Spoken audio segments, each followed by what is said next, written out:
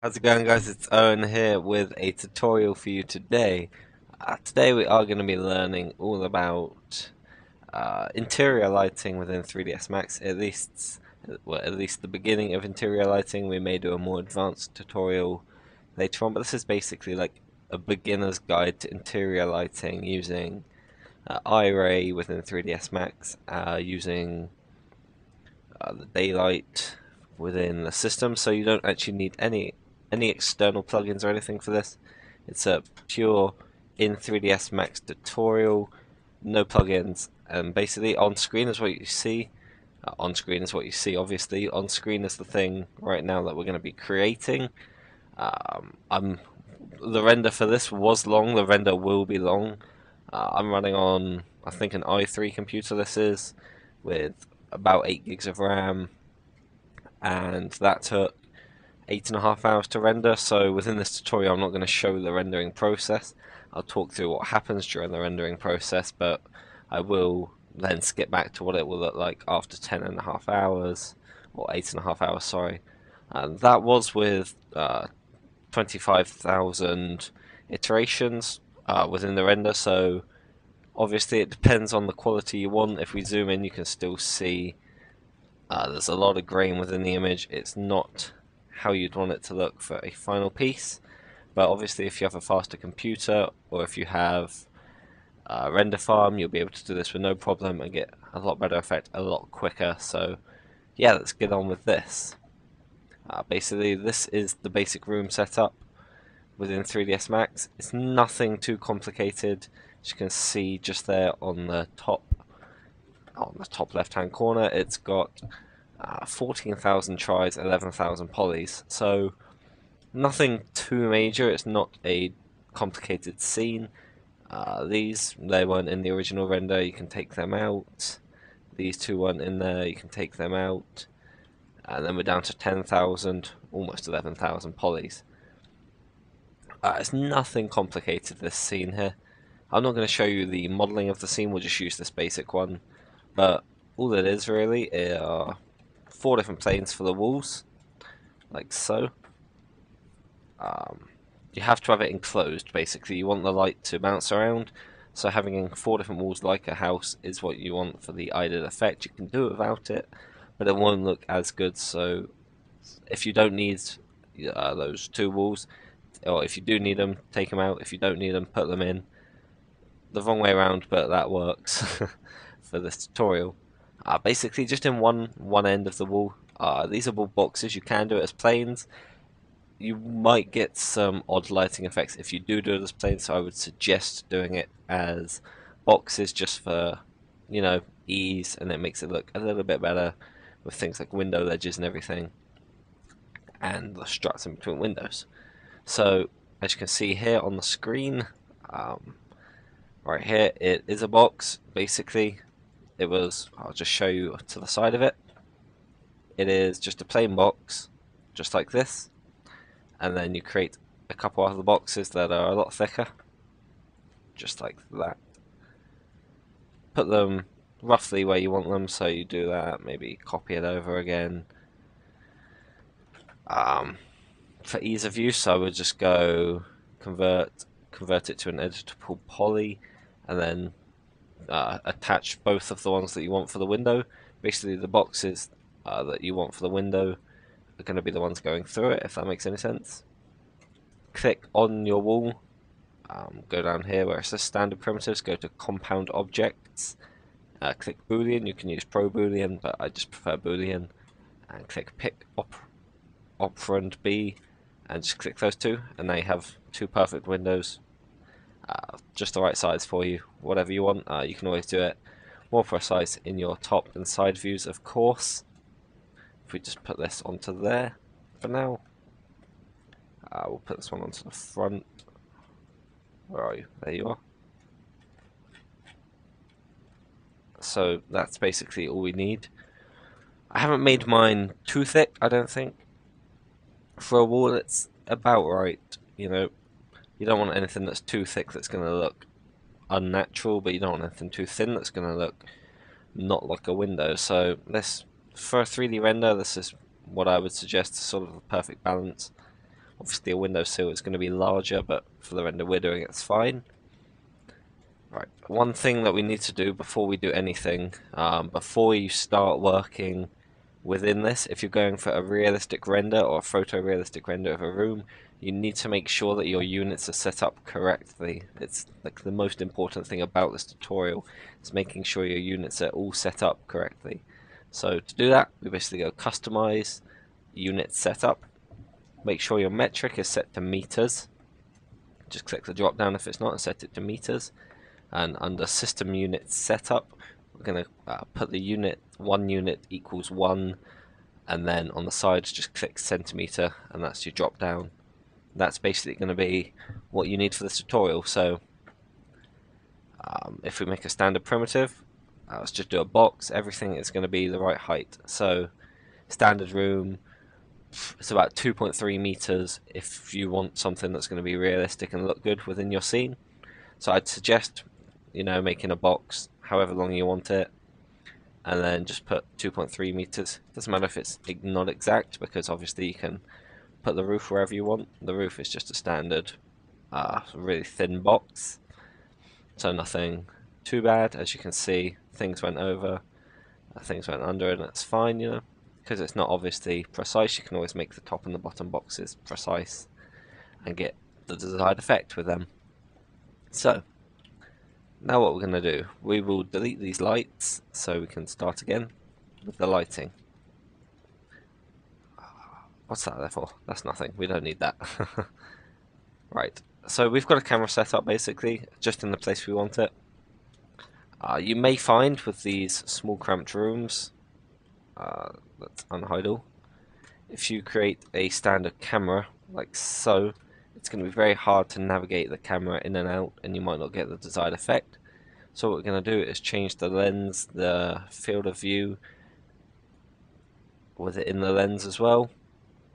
So you can sort of put this wherever you want. If you want it a bit more zoomed out, you can have it zoomed out. I believe the standard lens for a human is about 28mm, if I'm correct. Obviously it can be a lot more zoomed in if you want something with close detail, or something far out, maybe not that far, it's like Quake, but something like this, if you wanted,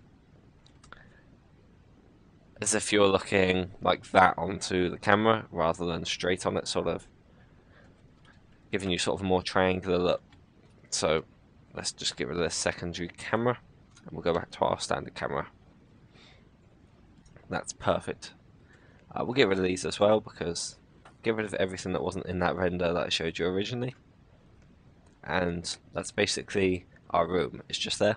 It doesn't look impressive at the moment. If we were to render this, we are using the mental ray. So if we used the mental ray right now, nothing would happen. It will just turn out black, I believe. We might get a little bit of colour from the materials if they're reflective or not. Sorry about that, Facebook's going off. This is the one problem. It does bake all your textures on through the render, so it will take a little bit longer. And as you can see, it goes very slowly through the iterations, especially when I'm recording.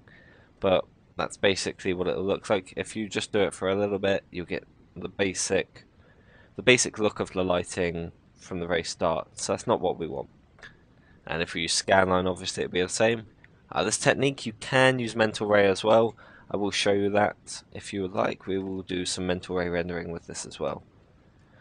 So basically, let's start the lighting. We want to go Alt W to bring up our different viewports, and we're going to simply click on the top viewport, and we'll center it back to our home for now. On the top, perfect. That's not the top, that's the top. Okay, you were the top. Ideally, I would have aligned this, put it all in the center so everything would line up properly, but it's not for the moment. We could easily do that. But, it's fine. It doesn't matter. We can work with it. It doesn't matter where it is. You can work with it. Basically, we want to go... You can either go up here to create systems and daylight system, or over here on the right-hand side, where your primitives are, go systems and daylight. Now we get a new box that's all about creating a environment map and the exposure control that does change The exposure control is one thing that we're going to look at a little bit later on. So just click yes to this message. You can go don't show this message again. That's fine, it doesn't matter. And let's just make sure you don't click anything. With daylight selected, just want to click and drag so you get the axis, the compass as such in the world, and then just drag just a little bit, just drag it up a tiny bit, just with your mouse, and that's fine. So with this, you could mess around with the date and time and try and line it up all perfectly. If you do this, you can change the hours of the day, and that's pretty good right there. But what we're going to do is go for a more precise way of doing it, I guess, is to click manual up here on the controls, and this just means we have full control over this. We can move it wherever we want, so somewhere like that would be fine.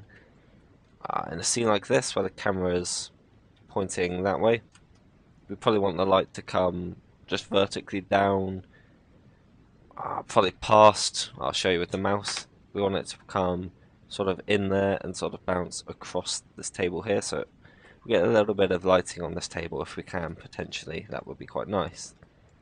So that's just a case of lining it up and looking where the lines go. Something like that should be fine for what we're doing right now. Go through the middle window, that should be fine. So we've got a little bit of a curvature on that line. If we rendered it now, it wouldn't look the best, Things aren't particularly good when you render them straight away. It would be fine, you could use it. If you wanted to use it, that would be fine. But we're going to enhance this just a little bit. Clicking back on our sun, where it says sunlight, it will say standard to start with. You can use the standard, it's fine, but we're going to go for a Mr. Sun. It's just what we've been taught, and it looks a lot better in my opinion. Sorry, it's what I've been brought up with. It's what I've been taught to use. And where it says skylight, we're also going to use the Mr. Sun. This will bring us up, or if it's the first time you've done it in the scene, it'll tell you about an environment map. Just click yes to that. It's fine. That environment map is just going to basically create your environment map, everything that bounces off outside the window. So just click yes to that, and it'll be perfectly fine. I believe you can use your own environment maps as well, so if you want the reflections of like a HDR and everything, you should be able to use that as well. And that's basically the end of everything that we're going to be doing. You can mess around with the values over here of like intensity and everything, the horizon as well. So if you're actually able to see out the window, you can change where the horizon is, bring that up and down according to what you need. I'll just do a quick render of this so you can see when you use this as well. Anything like these lofts, which I used for the curtains, they will say missing map coordinates, and that's fine, it doesn't matter, you can still render it. As you can see, it's taking a little bit longer to render now.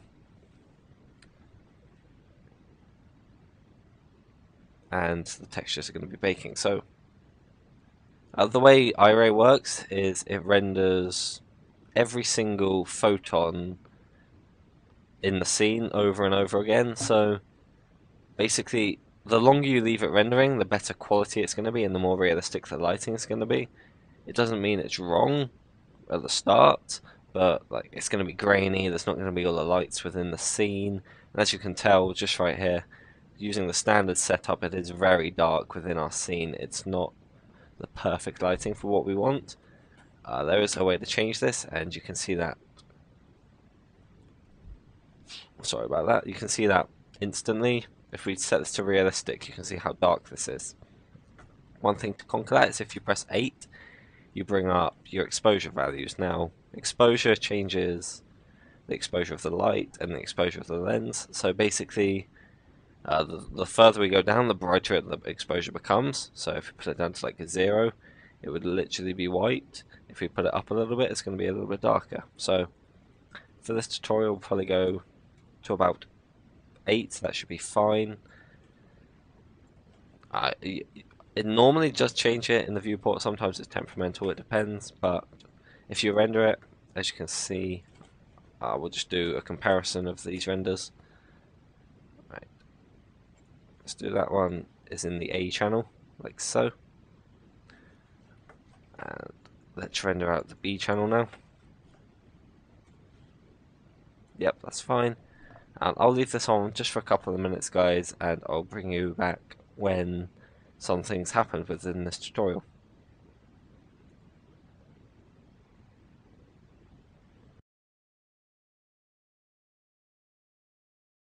Hey guys, this is the final, well, not the final render, but this was after 8 iterations as well. I think they were both 8 iterations actually. Both a single frame. They both took 4 megabytes of memory. That's in a 1280 by 960 resolution. You can quite easily see the difference. This was the exposure set to 15, and this was the exposure set to 8, I believe we set it to in the end. The 8, it may look slightly drastic there. That is going to be the right level of lighting for the scene. Obviously this is too dark. It depends on the scene that you're doing. You can set it to a nighttime scene, of course. You wouldn't use that lighting outside, obviously that doesn't look like a nighttime scene, but it is possible to create a nighttime scene in the same way, and if you would like to see that, I will put that in a different tutorial for you. Basically, I'll just tell you a little bit about all these dots, basically. So, iray works by rendering each individual photon of light in over some iterations. So, basically, within a scan line, it does it straight down just in one. You can set it so it does different states, I think it is, at different stages. So you have like an alpha stage, and then it'll render everything individually, and it'll basically build up the image. With this, it just builds up the lighting photon by photon. So every iteration it becomes better. The light bounces around off of everything realistically. So like after 1,000 frames or so, there would be less grain in this. It wouldn't look good after 1,000 frames. You might want to give it like 30,000 frames or 300,000 iterations, sorry. But after 10, 20, 30 hours, you would get something that looked very realistic that you could probably send to a company to show like, hey, this is my work, this is what I can do. And that's basically what we're going to be doing on this channel. We're going to be giving you tutorials. It's going to help us, it's going to help you, it's going to help everyone basically. That is going to be the end of this tutorial, guys. So hopefully you've learned something about lighting within 3ds Max. I know it's kind of been a long tutorial. It's been like the first tutorial we've been doing, and it's kind of long, but hopefully you've actually learned something from me and haven't just been like, oh, he's just a guy on YouTube who's telling us something someone else has already done. Hopefully this has given you a fresh perspective with iray. Haven't seen many tutorials with iray. There's a lot on V-Ray, which was the external plugin. iray is now a built-in version, so use iray, guys. It's amazing. The rendering does look fantastic if you give it enough time. If you'd love to subscribe, or if you'd like to subscribe, that'd be awesome. That'd help us out. If you'd like to like the video, maybe share it around, post it on some forums, be like, hey, this tutorial helped us out. If it did, go watch it. If you need any help on interior lighting, we can do. If you need to see it in any other scenes, we'd be happy to do that for you. Go check out our website, guys. There'll be a link in the description, and I'll put the text on the screen right now. If you go over there, there'll be more tutorials and more both video and text tutorials that you can watch. There'll also be promotional stuff, and you can go get some work from us. We can do freelance work for you if you need it, guys. So hope you enjoyed the video, and I will see you in the next video. Bye for now.